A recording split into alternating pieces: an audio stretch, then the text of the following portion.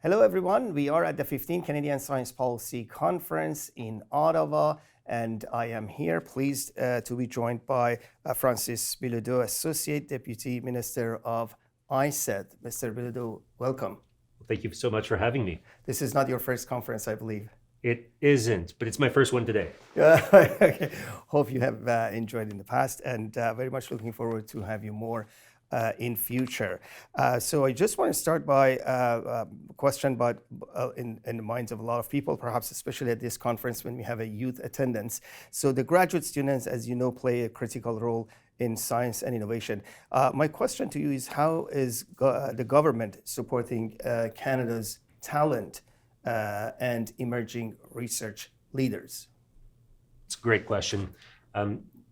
First I'll say that talent is really key to Canada's competitiveness in the future. Our researchers, our graduate students are an incredible asset for all of us. They are the ones doing the research, doing the thinking, advancing our knowledge, and producing important publication papers. I think it's part of our role as the federal government to work with partners to support them. We've also heard, though, recently, and I've heard from a number of stakeholders, that some students are facing financial pressures. Graduates are facing those pressures. We certainly recognize that, and we've heard the calls for increased number of scholarships and of fellowships, both in terms of numbers and in funding. It's something we're actively looking at. But maybe I'll highlight just a few investments that the government's made over the last several years as we continue to work to try and enhance the ecosystem and to make it very inviting and a great environment for our researchers and our graduates. We did recently, as early as budget 2023, we invested $814 million for the Canada Students Grant. That means that it provides up to $4,200 for full-time students. We've also taken a look at the Canada Student Loan Program, and we've increased the limit from $210 to $300 a week. And we've invested $198 million for student work placements. Super important to integrate students into work integrated learning. And we know that for the research ecosystem to be effective, to be all it can be, it also has to be an inclusive and a diverse environment. That's why we've made investments through programs like Inspires that provides bursaries for First Nation and Métis students, and why we're working with the tri-councils and the tri-agencies to deliver targeted supports for Black researchers. We want to work with our partners to make this a great environment where Canadian students and students coming from abroad can really focus on their development and enrich our environment. There's always more work to do, but we are happy to be working with our partners to advance the system. Right. Yeah, thank you. And meantime, I'll ask questions in French, if you don't mind, so for our francophone audience. Comment le gouvernement réagit il rapport du comité consultatif, known as M. Bouchard, le système fédéral soutien à la recherche, qui a été remis au ministre plus tôt cette année? C'est une excellente question. En fait, j'ai eu la chance à votre conférence il y a quelques moments de discuter un peu avec Frédéric Bouchard. Première chose que je dirais, c'est que on est immensément reconnaissant du travail du comité. Ils ont fait des recommandations et des observations importantes. Des observations par rapport à la gouvernance du système, au besoin d'être stratégique, de penser à une stratégie nationale au niveau de la simplification des programmes aussi.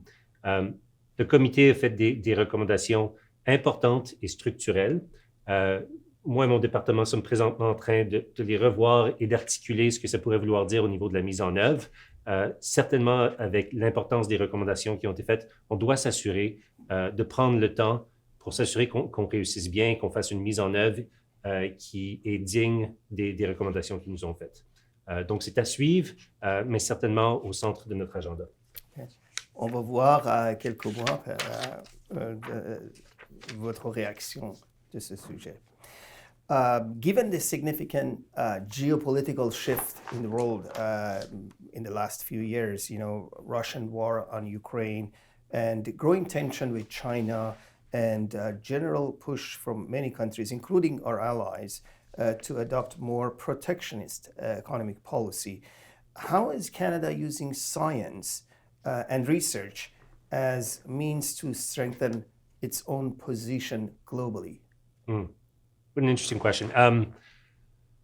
So I think everybody who is listening will agree and know that a thriving research and ecosystem is fundamental and necessary to us thriving as a country.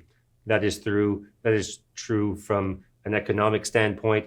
It's also very true from a resiliency standpoint. And I think the dynamics and what we saw around COVID really brought that home.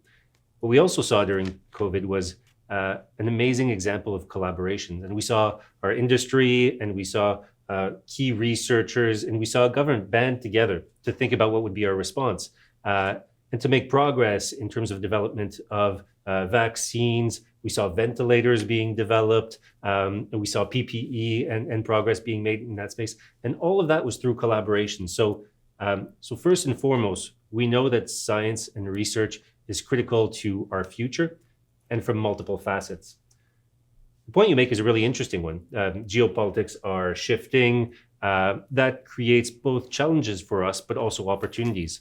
Some opportunities to think about how we enhance collaboration with like-minded countries, with institutions that are similar to us across the world to advance research with those partners.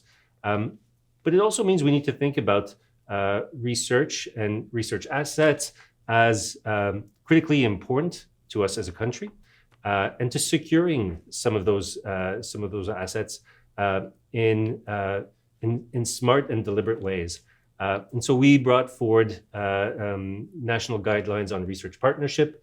That is one of a suite of tools we're trying to bring forward to help work with academia, work with our partners to build the awareness and the tools to be able to make sure that the research done by Canadian researchers also is primarily to the benefits of those Canadian researchers, to Canada, and to the world, and that they remain the owners of that research.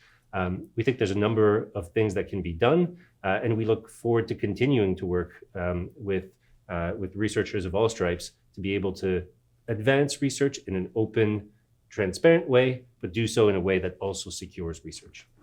Merci. And on a similar note, mais en français, comment percevez-vous la place actuelle du Canada dans le monde en ce qui trait aux sciences et à la recherche? Quelles mesures devrions-nous prendre, selon vous, pour renforcer notre leadership et améliorer notre position?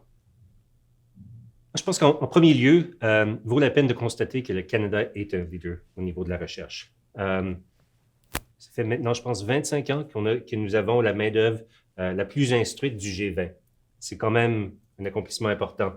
Avec 0,5% de la population mondiale, on produit 4% du savoir mondial.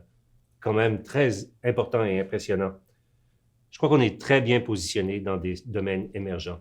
Et puis ça a été fait en partie à travers des supports de tous les niveaux du gouvernement vers la recherche.